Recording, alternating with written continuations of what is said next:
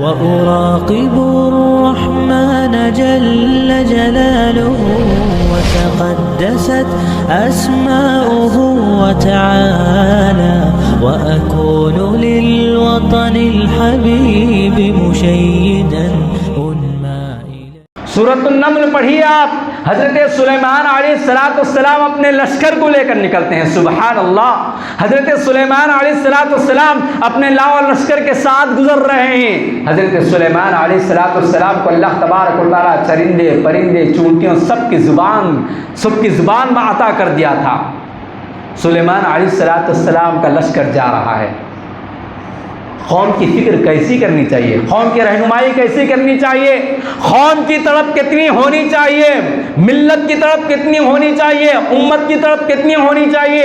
چونٹی جس کو ہم مثل دیتے ہیں, چونٹی کی کیا حیثیت ہے, چونٹی کا کیا مقام ہے, چونٹی کتنے فٹ ہو سکتی ہے, چونٹی کے اندر کیا طاقت ہوتی ہے. ہم اور آپ دیکھتے ہیں اور اسے مثل دیتے ہیں, یا پانی کے ایک جگ سے اسے بہا دیتے ہیں, یا پھر اپنے انگلیوں سے ختم کر دیتے ہیں. اس چونٹی کو اپنی قوم کی فکر لائق ہے, اس چونٹی کو اپنی قوم کی فکر لائق ہے, اس چونٹی کو اپنی امت کی فکر لائق ہے. چونٹی نے کیا کہا, اے میرے قوم کے لوگوں, اپنے اپنے بلوں میں داخل ہو جاؤ, اپنے اپنے گھروں میں داخل ہو جاؤ.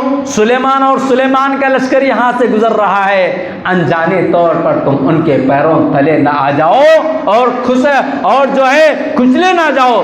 قوم کی فکر یہ ایک معمولی سے چونٹی اپنی چونٹیوں کو بچانے کی فکر کر رہی ہے کہ ہم عقل مند انسان, ہم 6 فٹ رکھنے والے انسان, 5 فٹ کے انسان جنہیں اللہ نے عقل سلیم دیا, قیادت دیا, صلاحیت دیا, بولنے کے لیے زبان دیا, سمجھنے کے لیے عقل دیا, دیکھنے کے لیے آنکھ دیا, تڑپنے کے لیے دل دیا, کیا ہم اپنی قوم کی اسی قدر فکر کر رہے ہیں؟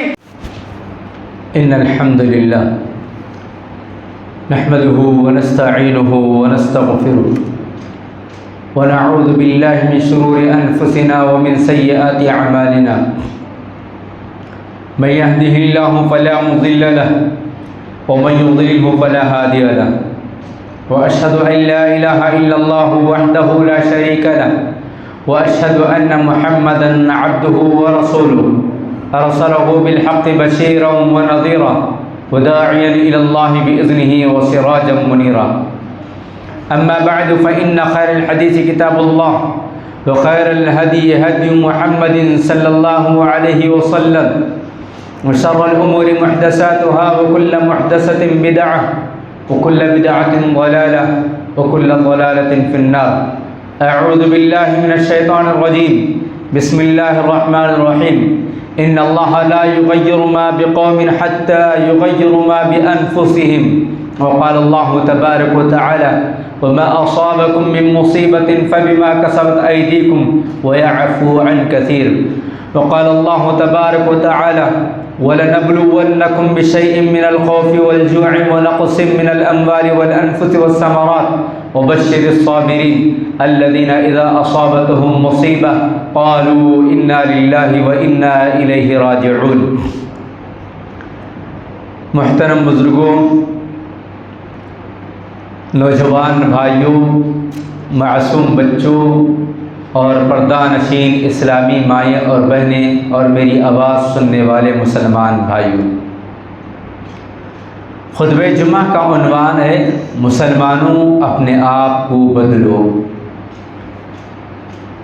حاضرین جمعہ, قرآن کریم کی 3 سورتوں سے میں نے کچھ آیات کا انتخاب کرتے ہوئے آپ کے سامنے تلاوت کی. اللہ تبارک و تعالیٰ کا اصول ہے, اس کا ضابطہ ہے.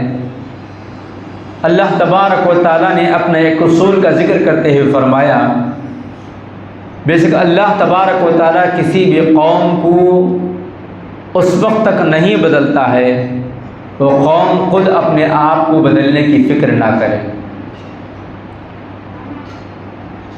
حاضرین, حالات انسانی زندگی کے اندر مختلف قسم کے آتے ہیں. زندگی کے اندر نشیب و فراز پایا جاتا ہے, خوشی اور غم پایا جاتا ہے. زندگی مختلف مراحل سے گزرتی ہے. ایک انسان اپنی انفرادی زندگی کے اندر ہمیشہ ایک جیسا نہیں رہتا ہے۔ اسی طرح انسانی سماج کے اندر، قوم کے اندر، ملت کے اندر بھی وہ پوری قوم یکساں نہیں رہتی ہے۔ اس کی زندگی کے اندر اتار چڑھاؤ آتے ہیں، اس کی زندگی کے اندر بہت سارے مراحل آتے ہیں اور بہت سارے مراحل وہ طے کرتی ہے۔ حالات کبھی بہتر سے بہتر آتے ہیں اور حالات کبھی بد سے بدترین آتے ہیں، اور حالات بہتر سے بہتر آئے یا بد سے بدتر آئے، ان دونوں چیزوں کے اندر بھی ہمیں اور آپ کو اسباق ملتے ہیں، ہمیں اور آپ کو سیکھنے کا سبق ملتا ہے۔ حالات جو بد سے بدتر آتے ہیں اس کی ذمہ داری ہم اور آپ پر عائد ہوتی ہے۔ کبھی ایسا ہوتا ہے کہ ہمارے اپنے کرتوت، ہمارے اپنے گناہ، ہماری اپنی غفلتیں جو ہیں ہمیں لے ڈوبتی ہیں۔ اسی لیے اللہ نے فرمایا وَمَا أَصَابَكُم مِّن مُّصِيبَةٍ فَبِمَا كَسَبَتْ أَيْدِيكُمْ وَيَعْفُو عَن كَثِيرٍ، کہ تمہیں جو کچھ بھی مصیبت پہنچتی ہے، تمہیں جو کچھ بھی آفت پہنچتی ہے، وہ تمہارے اپنے ہاتھوں کی کمائی ہوتی ہے، جبکہ اللہ تبارک و تعالیٰ بہت ساری چیزوں کو معاف فرما دیا ہے۔ تو حالات جو بدل جاتے ہیں، حالات جو بد سے بدترین حالات آتے ہیں، ہمیں اور آپ کو پریشانیاں اور مسائل اور مصائب میں الجھنے کے مواقع آتے ہیں، اس کی ذمہ داری ہم پر عائد ہوتی ہے کہ ہم نے اپنی زندگی کا رخ موڑ لیا ہے، ہم نے اپنی زندگی کا ہم نے اپنی زندگی کی راہ موڑ لی ہے، ہم اللہ تبارک و تعالیٰ سے دور ہو چکے ہیں، اللہ تبارک و تعالیٰ کے بتائے ہوئے احکامات کی پیروی نہیں کر رہے ہیں، شریعت مطہرہ کی پابندی ہم سے اور آپ سے نہیں ہو رہی ہے۔ ہم جس طریقے سے صراط مستقیم پر گامزن ہونا تھا اس راستے سے ہم اور آپ بھٹک چکے ہیں، جس کی وجہ سے دن بدن حالات جو ہیں بد سے بدتر آ رہے ہیں، اور ہماری انفرادی اجتماعی زندگی شہری سطح پر، ملکی سطح پر، صوبائی سطح پر، ہر سطح پر، عالمی سطح پر بھی ہم اور آپ دیکھ رہے ہیں کہ آج مسلمانوں کے لیے چیلنجز ہیں، آج مسلمانوں کے لیے بہت سارے مسائل سے اس کو واسطہ پڑ رہا ہے۔ تو کیا ان حالات کو بدلنے کے لیے کیا خود بخود حالات بدل جائیں گے؟ کیا ہم اگر منتظر بیٹھ کر رہیں اور ہم اس بات کا انتظار کرتے رہیں کہ حالات خود بخود چینج ہو جائیں گے، حالات بدل جائیں گے، تو اس طرح کا خواب و خیال اگر ہمارے درمیان ہے تو یہ ہماری خوش فہمی ہے یا غلط فہمی کا شکار ہے۔ ہم اس تصور میں اگر بیٹھے ہوئے ہیں کہ خود بخود ہوا آئے گی، خود بخود حالات بدل جائیں گے، نہیں، بلکہ حالات بدلنے کے لیے ضروری ہے کہ ہم اپنے آپ کو بدلیں۔ حالات بدلنے کے لیے ضروری ہے کہ ہم اپنے آپ کو بدلیں۔ جب تک ہم اپنے آپ کو نہیں بدلیں گے تب تک حالات نہیں بدلیں گے۔ حالات کیوں آئے؟ حالات اس لیے خراب آئے کہ ہمارے اعمال، ہمارے کرتوت، ہماری غفلت، ہماری جو ہے کوتاہی، ہماری جو لاپرواہیاں ہیں، ان کی وجہ سے جو ہے اللہ تبارک و تعالیٰ نے ہمیں اور آپ کو بطور تنبیہ ان حالات سے دوچار کر رہا ہے۔ ہم اور آپ کیا کرتے ہیں؟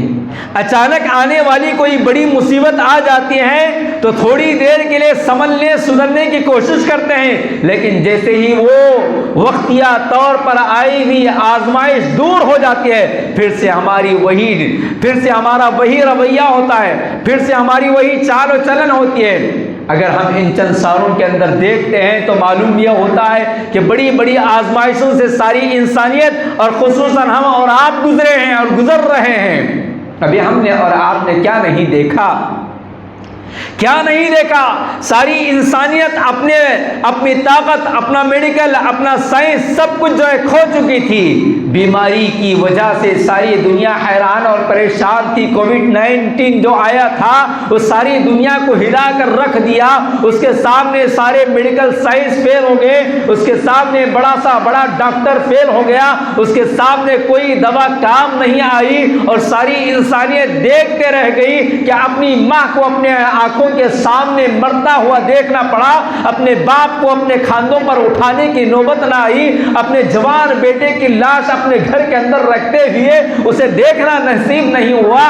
کتنے ایسے مسلمان ہیں جنہیں جنازہ پڑھانے کے لیے کوئی ملنا مشکل تھا، کتنے ایسے مسلمان تھے جنہیں کفن دفن کا انتظام نہیں ہو سکا، کتنے ایسے باپ تھے جو اپنے لختے جگروں کو جو ہے قبرستانوں کے حوالے کرتے ہوئے آخری دیدار بھی بھی انہیں نصیب نہیں ہو رہا تھا، کتنے ایسے بیٹے تھے جو اپنے والدین کو جو ہے چاہتے ہوئے بھی ان کی شکل و صورت دیکھ نہیں پاتے تھے، کتنے ایسے عزیز و اقارب تھے جو اپنے ماں باپ کو اپنے گھروں میں آنے نہیں دیا کرتے تھے، کتنے ایسے رشتہ دار تھے کہ ان کی میت کو جو ہے دواخانوں سے قبرستان بھیجنے کے لیے تیار ہوئے لیکن اپنے گھر میں لانے کے لیے تیار نہیں ہوئے۔ کیا ایسا منظر کبھی اپنی آنکھوں سے ہم نے دیکھا تھا؟ کیا ایسے مناظر کبھی ہم نے اپنی زندگی میں دیکھا تھا؟ میں سمجھتا ہوں کہ شاید یہ جو مناظر ہم نے اور آپ نے دیکھا اور سنا ہے، یہ شاید اس سے پہلے اپنی زندگیوں میں ہم نے کبھی نہیں دیکھا۔ عام دنوں میں بیٹے کا انتقال ہوتا ہے، باپ کا انتقال ہوتا ہے، نانا دادا کا انتقال ہوتا ہے، ایک ایک دن دو دو دن انتظار کیا جاتا ہے، بچہ سعودی سے آئے، امریکہ سے آئے، فلاں ملک سے آئے، رشتہ دار آئے، بھائی بہن آئے، ان کے آنے تک گویا انتظار کیا جاتا ہے۔ لیکن یہاں معاملہ یہ تھا کہ گھر میں رہتے ہوئے بھی صورت نہیں دیکھی جا سکتی تھی، موجود رہتے ہوئے بھی جنازے میں شریک نہیں ہو سکتے تھے۔ اس قدر عجیب مناظر ہم نے اور آپ نے دیکھا، وہ کانوں میں گونجنے والی آج بھی وہ ایمبولینس کی آوازیں جب بھی آتی ہیں تو وہی دردناک منظر ہمارے سامنے آتا ہے کہ گلی گلی گھر گھر جس روڈ سے ایمبولینس گزرتی تھی یا جس گلی سے ایمبولینس گزرتی تھی اس گلی کے اندر جانا ہمارے لیے دشوار سمجھا جاتا تھا اور وہاں جانے پر پابندی لگائی جاتی تھی۔ حضرات، کیا ان مناظر کو ہم نے اور آپ نے بھول چکا؟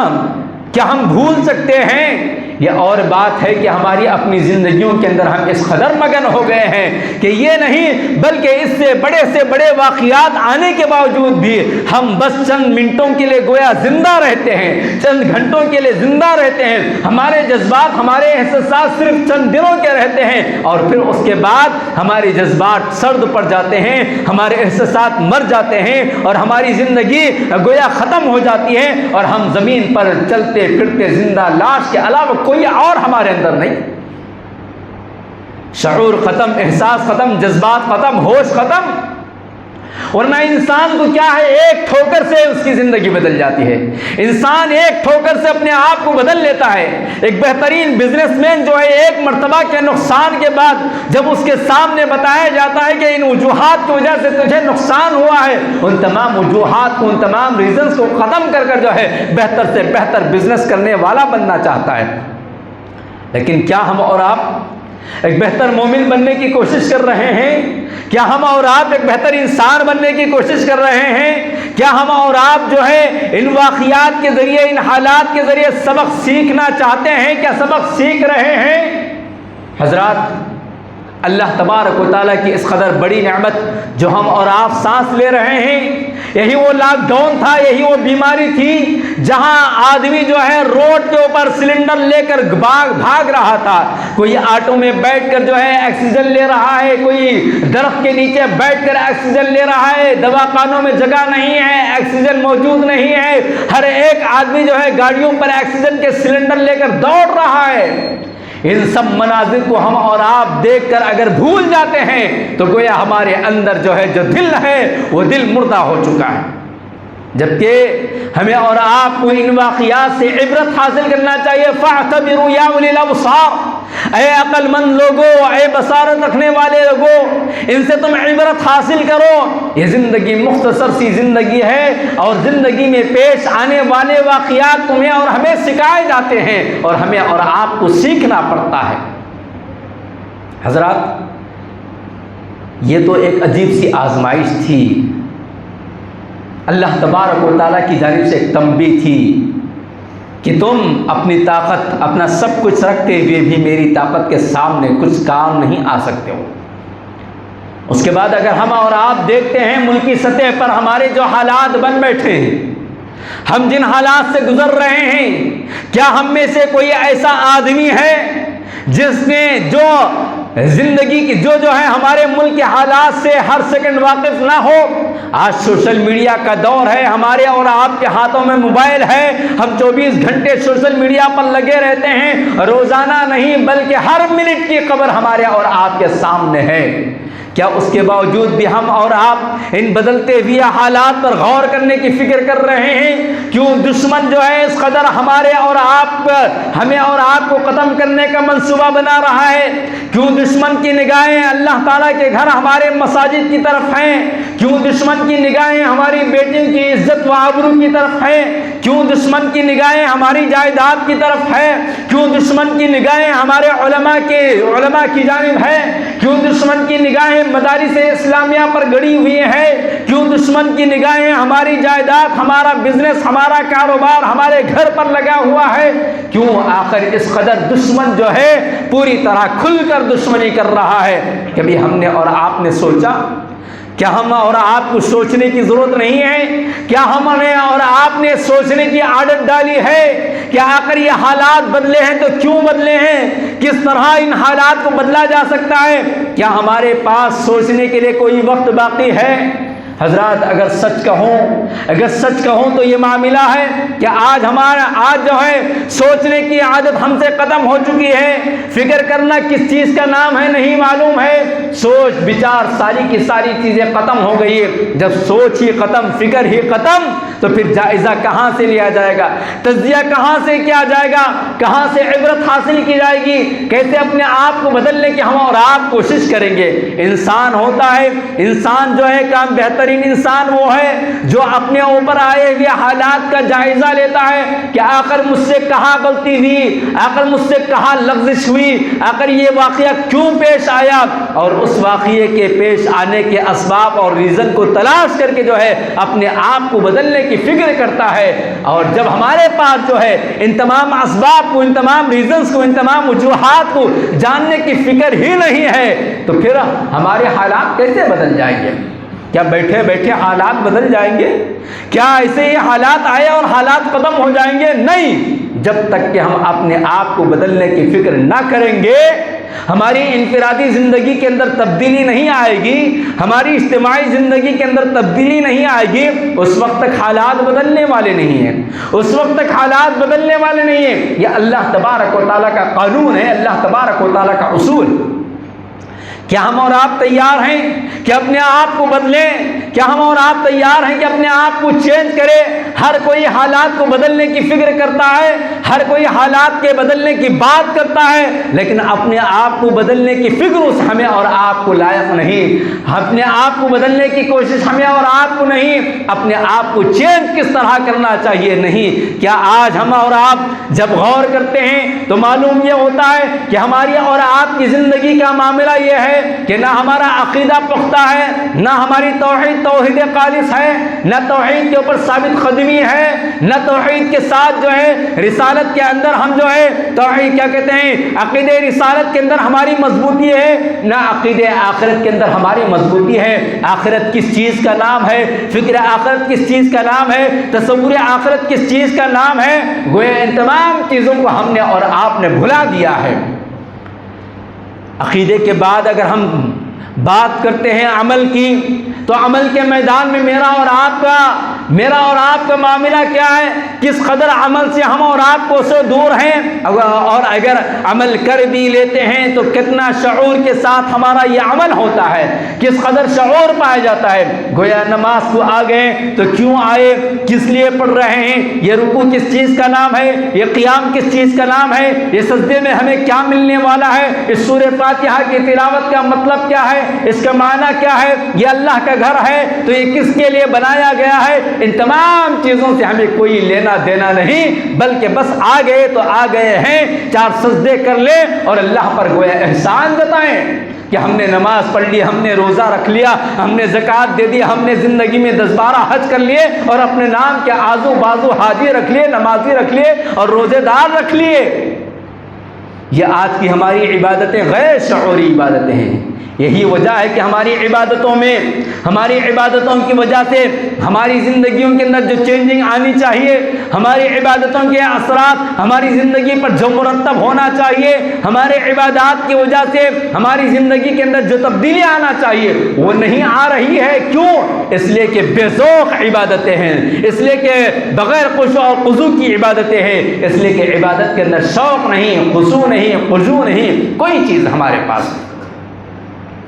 حضرات، عبادات کے معاملے سے ہٹ کر معاملات کی اگر گفتگو کرتے ہیں تو معاملات، لین دین، بزنس کا معاملہ، شادی بیاہ کے مسائل، کاروبار کے مسائل، قرض لینے دینے کے مسائل اور زندگی کے سماجیات کے جتنے مسائل ہیں معاملات کے اندر، گویا مسلمان کا معنی ہے، مسلمان کا مطلب آج کے دور میں یہ سمجھا جا رہا ہے کہ دھوکے باز ہے، دھوکے باز ہے، غدار ہے، کہ خیانت پسند ہے، اور پھر امانت میں خیانت کرنے والا، دھوکہ دینے والا، ڈنڈی مارنے والا، جھوٹ بولنے والا، ان تمام چیزوں کے نام سے گویا سماج کے اندر ہمارا نام مشہور و معروف ہے کہ ایک مسلمان ہے تو دھوکے باز ہے، جبکہ ایسا نہیں۔ مسلمان کی تعریف یہ کروائی گئی تھی، مسلمان کا تعارف یہ کروایا گیا تھا کہ مسلمان تو یہ ہے، مسلمان تو یہ ہے، مسلمان تو یہ ہے، امانت دار ہے، سچا ہے، وفا شعار ہے، امانت میں خیانت نہیں کرتا ہے، جھوٹ نہیں بولتا ہے۔ لیکن آج اس کا الٹا معاملہ ہے۔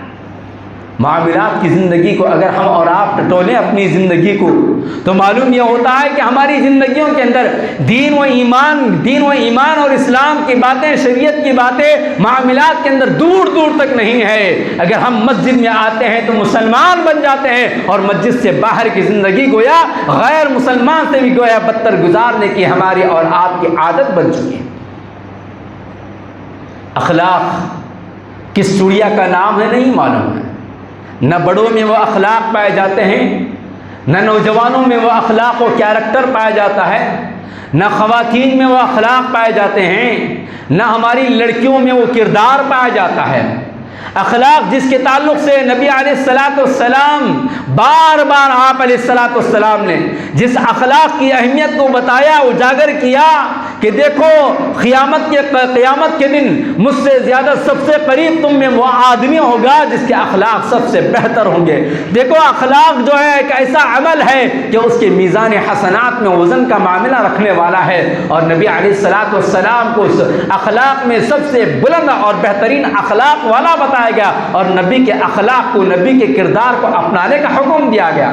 کہاں آج ہمارے اخلاق، کہاں آج ہمارے پاس ہمارا اچھا کردار ہے، کہاں ہمارا کیریکٹر ہے؟ نوجوان ہے تو بگڑتا چلا جا رہا ہے، لڑکیاں ہیں تو بگڑتی چلی جا رہی ہیں، بزرگ ہیں تو اپنی زندگی کے اندر اس قدر مگن ہے کہ انہیں اپنی آل و اولاد کی، اپنے سماج کی، اپنے اڑوس پڑوس کی، اپنے مسلیوں کی، کسی کی بھی کسی طرح کی کوئی فکر ہمارے بزرگوں کو گویا لائق نہیں ہے، الا ماشاء اللہ ہے چند۔ حضرات، کیا اس طرح کی گزرتی ہوئی زندگی سے حالات بدل جائیں گے؟ دشمن آج کہاں تک پہنچ چکا ہے؟ دشمن آج ہمارے بیڈ روم میں داخل ہو چکا ہے، دشمن آج ہماری بہن بیٹیوں کی عزت و آبرو کو نیلام کرنے کے لیے داؤ لگا چکا ہے، اور ہماری بہن بیٹیاں ہیں کہ اپنا ایمان، اپنا دین، اپنا مذہب، اپنا کلچر، اپنی تہذیب، اپنا دین، اپنی عزت، اپنی آبرو، سب کچھ داؤ پر لگانے کے لیے بھی تیار ہے اور لگا رہی ہے۔ پھر بھی ہم کہیں کہ حالات بدل جائے؟ حضرات،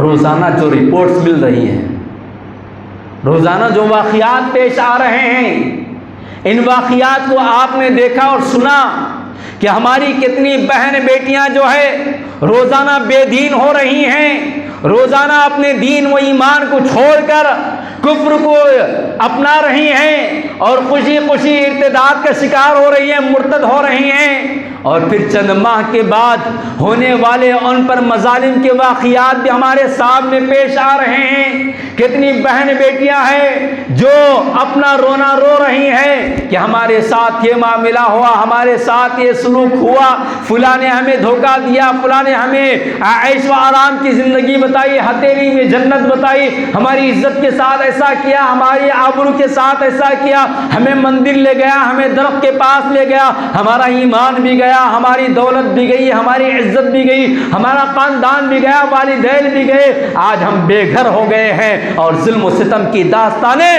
روزانہ سننے کو مل رہی ہیں۔ اس کے باوجود ہماری بہن بیٹیاں ہیں کہ وہ اپنی ہوس کو مٹانے کے لیے، اپنی لائف کے، اپنی لگژری زندگی کے لیے، اپنے خواہشات کو مٹانے کے لیے اپنی عزت و آبرو کو نیلام کرتے ہوئے اسے گویا گناہ بھی نہیں سمجھ رہی ہے۔ حضرات، چند ماہ پہلے اخبار نے ایک رپورٹ شائع کی تھی 8 لاکھ لڑکیاں، لیکن ابھی ان دنوں میں سوشل میڈیا میں ہمارا دشمن جو ہماری بہن بیٹیوں کی جانب اپنی نگاہیں گاڑ رکھا ہے اور اپنے نوجوانوں کو تعلیم دے رہا ہے کہ دیکھو مسلمان لڑکیوں کو اس طرح بہلانا، اس طرح پھسلانا اور اس طرح ان کی زندگی ختم کر دینا، ان تمام چیزوں کے جو ویڈیوز آ رہے ہیں اس میں دشمن نے کھل کر کہا کہ 10 لاکھ لڑکیاں مرتد ہو چکی ہیں، 10 لاکھ لڑکیاں ہم تک آ چکے ہیں اور کئی لاکھ لڑکیوں کی ہمیں تلاش ہے۔ حضرات، ہم کیسے مومن ہیں؟ ہم کیسے مسلمان ہیں؟ ہم کیسے نمازی ہیں؟ ایک لڑکی، ایک مومن، ایک مسلمان ایمان سے مرتد ہو جاتا ہے، چاہے وہ دنیا کے کسی بھی حصے میں ہو، تو ہمارا دل بے چین ہونا چاہیے، ہم تڑپ اٹھنا چاہیے، ہمیں فکر لائق ہونی چاہیے کہ ہماری زندگی، ہماری دنیا کے اندر ایک مسلمان بھائی مرتد ہو چکا ہے، ایک بیٹی ارتداد کا شکار ہو چکی ہے، چاہے وہ ہندوستان کے کسی بھی کونے میں ہو یا افغانستان کے پہاڑوں میں ہو یا افریقہ کے جنگلوں میں ہو یا سعودیہ کی مملکت توحید کی گلیوں میں ہو، کہیں سے بھی اگر ایک واقعہ پیش آتا ہے کہ کسی بہن نے، کسی بھائی نے ایمان کو چھوڑا ہے، اسلام کو چھوڑا ہے، کفر کا مرتکب ہو چکا ہے اور کفر کو اپنا چکا ہے، تو ہماری رات کی نیند حرام ہو جانی چاہیے، ہمارے دن کا چین ختم ہو جانا چاہیے۔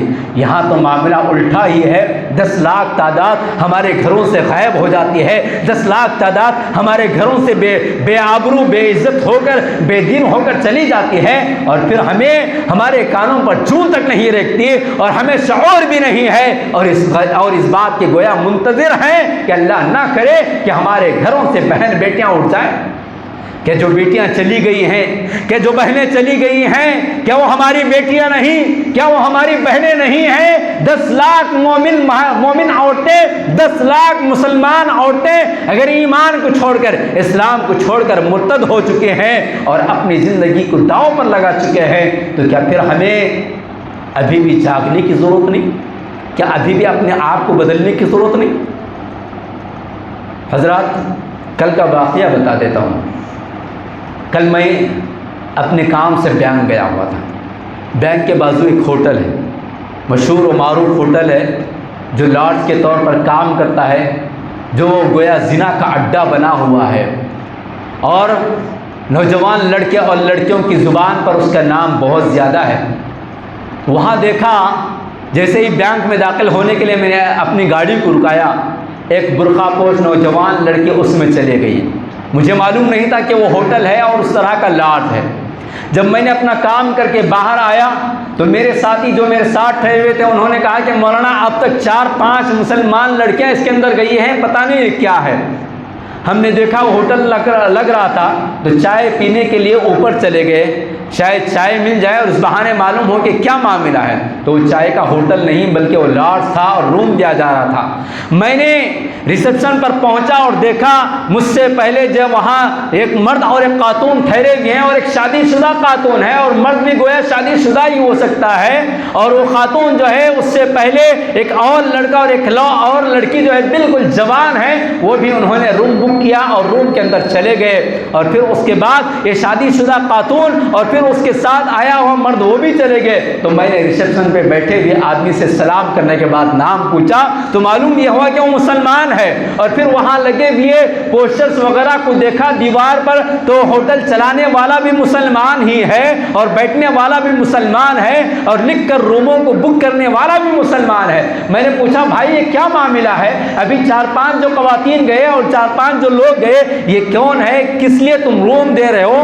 کبھی تم نے پوچھا کہ مسلمان ہے، کون ہے، شادی شدہ ہے، غیر شادی شدہ ہے؟ تو اس نے کہا کہ مولانا ہم کیا کر سکتے ہیں، سپریم کورٹ کا آرڈر ہے کہ 18 سال پار ہونے کے بعد اگر کوئی بھی آئے تو ہم بغیر کسی اس کے اسے روم دے دینا چاہیے، ورنہ ہم پر کیس ہو جائے گا۔ میں نے اسے بتایا کہ دیکھو تم جانتے ہو کہ ہماری بہن بیٹیاں اپنی عزت و آبرو یہاں آ کر نیلام کر رہی ہیں، اور تم مسلمان ہو، اگر تم جو ہے چھوڑ دو گے اس کام کو تو اللہ تعالیٰ تمہارے لیے خیر و برکت کے دروازے کھول دے گا۔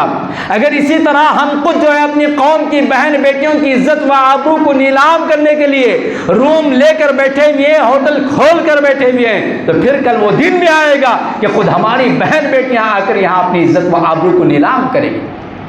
حضرات، کس قدر افسوس کی بات ہے، کس قدر افسوسناک واقعہ ہے کہ روزانہ جب میں نے آیا نیچے آنے کے بعد علماء کے گروپ میں اس میسج کو ڈالا تو بہت سارے علماء نے اپنے اپنے ساتھ پیش آنے والے واقعات بتائے کہ فلاں جگہ اس طرح کا واقعہ، فلاں جگہ اس طرح کا واقعہ پیش آ رہا ہے۔ حضرات، کیا ان تمام چیزوں کی ذمہ داری ہم پر عائد نہیں ہوتی؟ کہ ہم اس کے ذمہ دار نہیں ہیں کہ ہماری بہن بیٹیوں کی عزت و آبرو کے ساتھ ان کا دین و ایمان چلا جا رہا ہے، اور چلے جانے کے بعد والدین واویلا مچاتے ہیں، اور چلے جانے کے بعد نوجوان طبقہ جذبات میں روڈوں پر ویڈیو بناتا ہے اور غیر مسلم کو پکڑتا ہے، مارتا ہے، لڑتا ہے، جھگڑتا ہے، نتیجے میں اس کا معاملہ بھی الٹا ہو جاتا ہے۔ کیا یہ سب واقعات ہمیں اور آپ کو دیکھنے کو نہیں مل رہے ہیں؟ حضرات، ہمیں اور آپ کو ضرورت یہ ہے کہ ہم اپنے آپ کو بدلیں، اپنی زندگی کو بدلیں، اپنے شب و روز کو بدلیں، اپنے عقیدے کو مضبوط کریں، اپنی اولاد کی تعلیم و تربیت کی جانب توجہ دیں، اپنی اولاد کے دلوں میں توحید خالص کو بٹھائیں، اپنی اولاد کے دلوں میں ایمان کی عظمت کو مضبوط کریں، اپنی اولاد کے سامنے ایمان کی حقیقت کو اجاگر کریں۔ ایمان کی قدر و قیمت کیا ہے؟ بلال حبشی کی سیرت سنائیں۔ ایمان کی قدر و قیمت کیا ہے؟ حضرت سمیہ کا واقعہ بتائیں۔ ایمان کی قدر و قیمت کیا ہے؟ حضرت قباب بن عرط کا واقعہ سنائیں۔ ایمان کس کو کہا جاتا ہے؟ ایمان لانے پر کس طرح کی تکالیف دی جاتے ہیں؟ عثمان بن عفان کا واقعہ سنائیں۔ ایمان کی دولت کو عام کرنے کے لیے کس طرح تکالیف اٹھائی جاتی ہیں؟ نبی علیہ الصلوۃ والسلام کی سیرت طیبہ کو پڑھ کر سنائیں اور بتائیں کہ بیٹی سب کچھ لٹ سکتا ہے، ایمان نہ لٹ جائیں۔ میرے بھائیوں، ایمان کو محفوظ کرنے، ایمان کو بچانے کی ضرورت ہے۔ اپنے آپ کو اللہ تبارک و تعالیٰ کے دربار میں لے آنے کی ضرورت ہے۔ یہی وہ مسجدیں تھیں جو رمضان میں بھری ہوئی تھیں، اور رمضان کے بعد ہماری مسجدیں غیر آباد کیوں ہو گئی ہیں؟ کیا ہمارا رب صرف رمضان کے اندر ہماری نمازیں قبول کرتا ہے؟ کیا ہمارا رب جو ہے ہمیں اور آپ کو روزانہ 5 اوقات نماز پڑھنے، اس کے گھر کو آنے کا حکم نہیں دیا ہے؟ حضرات، حالات ایسے ہی نہیں بدلیں گے۔ حالات بدلنے کے لیے ہم اپنے آپ کو بدلنا پڑے گا، ہمارے ایکٹیویٹیز کو بدلنا پڑے گا، ہمارے اخلاق کو بدلنا پڑے گا، ہمارے کردار کو بدلنا پڑے گا۔ نوجوان طبقہ ہے کہ وہ کس ڈگر پر جا رہا ہے، اسے خود کو احساس نہیں ہے کہ میں کس نگر پر چل رہا ہوں، کس جگہ پر چل رہا ہوں، میری زندگی کا مقصد کیا ہے، میری زندگی کا گول کیا ہے، میری زندگی کا ٹارگٹ کیا ہے، میں کیا پہن رہا ہوں، میں کیا کھا رہا ہوں، کہاں بیٹھ رہا ہوں، کہاں سو رہا ہوں، میرے بال کیا ہے، میرا لباس کیا ہے، میرا اوڑھنا بچھونا کیا ہے۔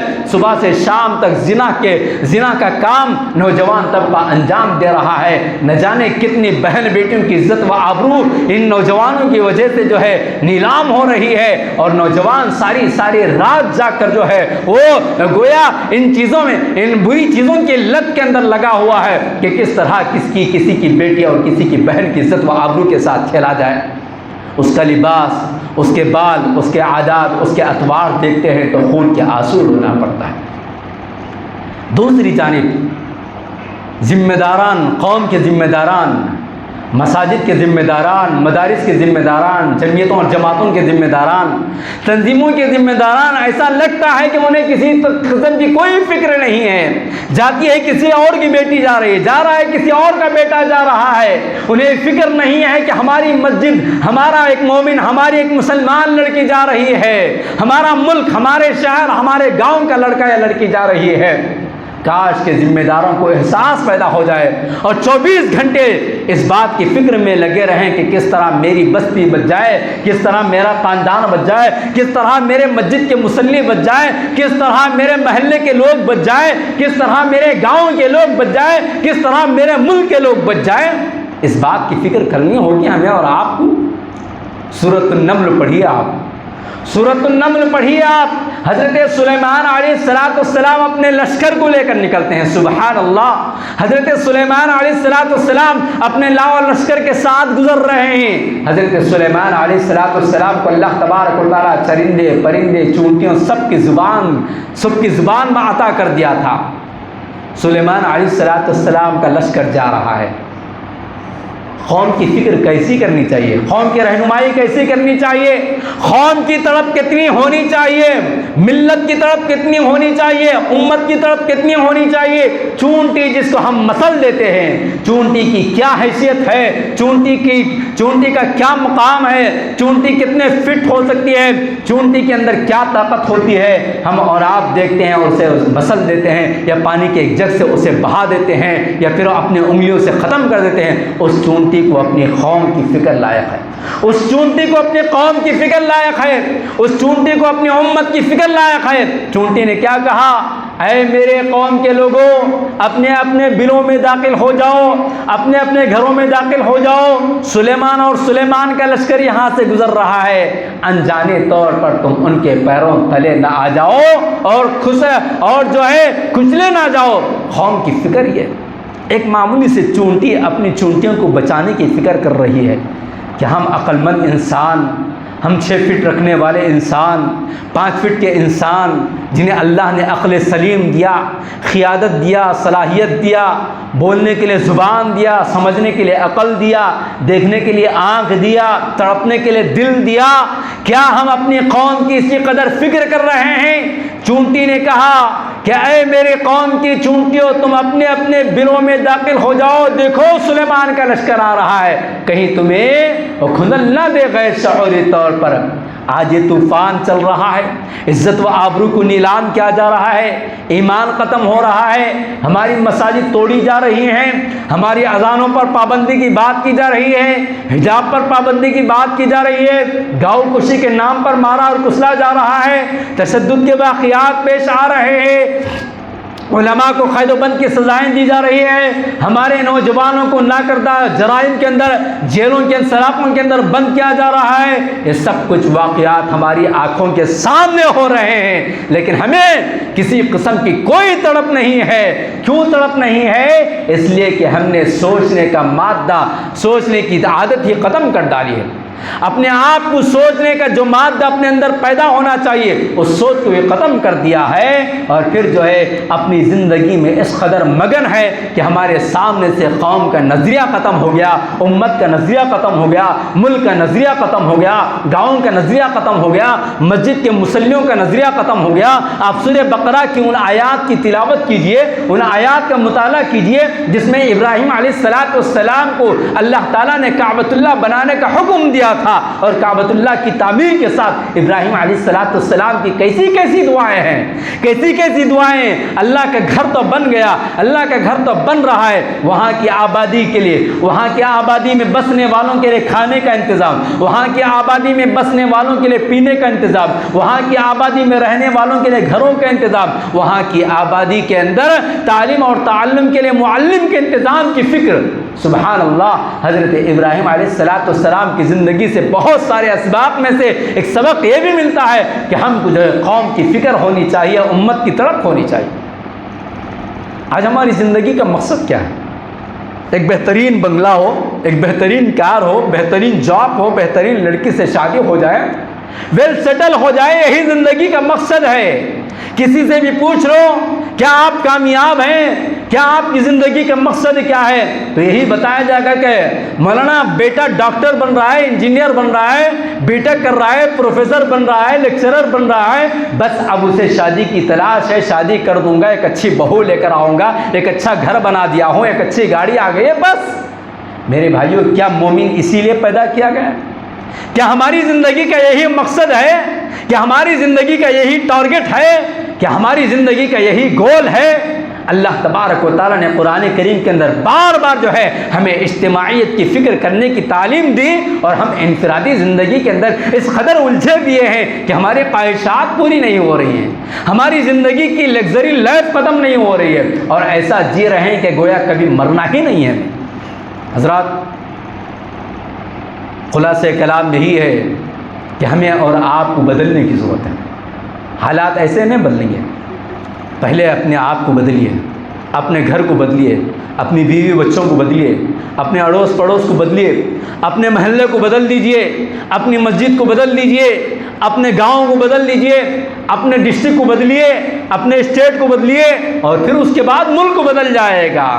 اگر ہم حالات بدلنے کی گفتگو کرتے رہیں اور ہم جو ہے اپنے آپ کو چینج کرنا نہیں چاہیں گے تو کبھی ایسا ہو نہیں سکتا کہ حالات خود بخود بدل جائیں. لہٰذا ہمیں چاہیے کہ زندگی جینے کا جو مقصد ہے, اللہ نے بار بار وَتَعَاوَنُوا عَلَى الْبِرِّ وَالتَّقْوَىٰ اور پھر یا ایھا الذین آمنوا یا ایھا الناس, یہ مختلف آیات کے ذریعے اس بات کی تعلیم دی گئی ہے کہ ہمیں جو ہے اجتماعیت کی فکر کرنا چاہیے اور اجتماعیت کو بدلنے کی کوشش کرنا چاہیے اور اس کو چینج کرنے کی کوشش کرنا چاہیے.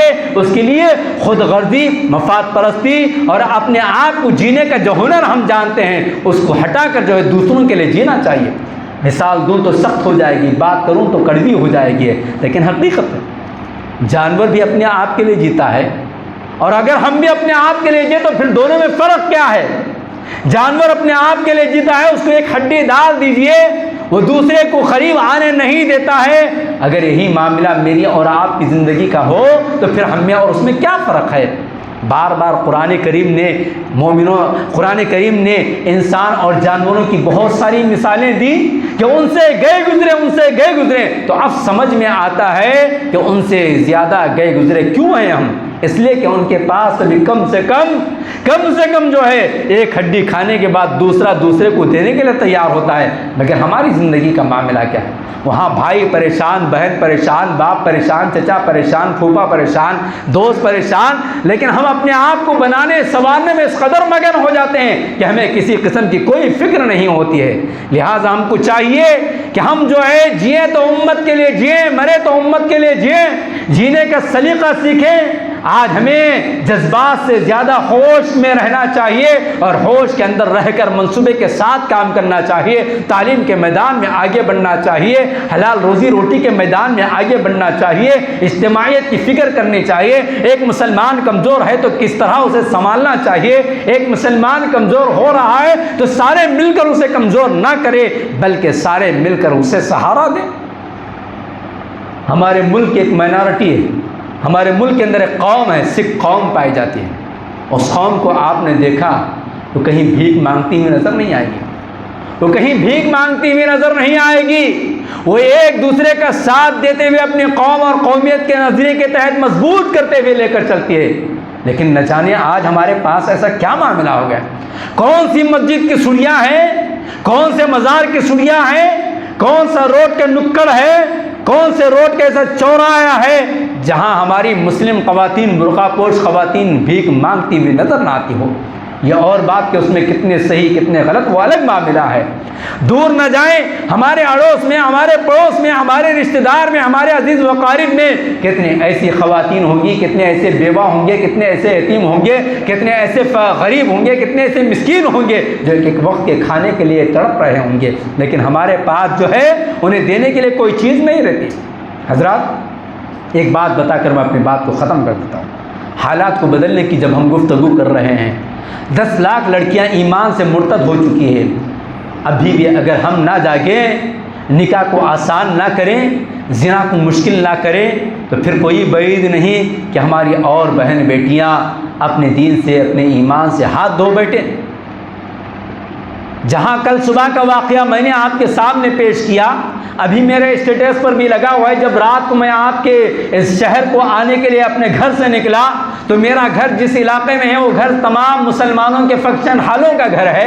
رات 12 بجے کے بعد ایسا محسوس ہوتا ہے کہ گویا یہ مسلمانوں کا علاقہ نہیں بلکہ غیر مسلموں کا علاقہ ہے. لیکن جب قریب جا کر دیکھا جاتا ہے تو وہی ٹوپی ہوتی ہے, وہی شیروانی ہوتی ہے, وہی مسلمان کا حلیہ ہوتا ہے, لیکن سارے کے سارے کام جو ہے غیروں سے آگے بڑھ کر کیے جاتے ہیں. وہ شادی بیاہ کے اندر جتنے رسم و رواج, جتنی فضول خرچی کی جاتی ہے, جتنا عیش, جتنا عیاشی کی جاتی ہے, جس قدر ناچ اور گانا ہوتا ہے, یہی وجہ ہے کہ لاکھوں نہیں کروڑوں کی تعداد میں ہماری بہن بیٹیاں غیروں کے ساتھ چلی جائیں گی.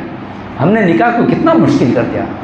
10 قسم کے کھانے چاہیے, 100 قسم کے میٹھے چاہیے، 10 قسم کی کمپنیوں کا فرنیچر چاہیے، 10 قسم کے بہترین سے بہترین کپڑے چاہیے، 10 قسم کے بہترین سے بہترین لوازمات چاہیے، اتنا چاہیے، اتنا چاہیے، اتنا چاہیے، شادی کے بعد بھی چاہیے، شادی سے پہلے بھی چاہیے، تو پھر ان بہن بیٹیوں کا کیا ہوگا جن کے ماں باپ کے پاس حرام کی کمائی نہ ہو، جن کے ماں باپ کے پاس حلال کی روزی روٹی کے 2 وقت کے لقمے ہو؟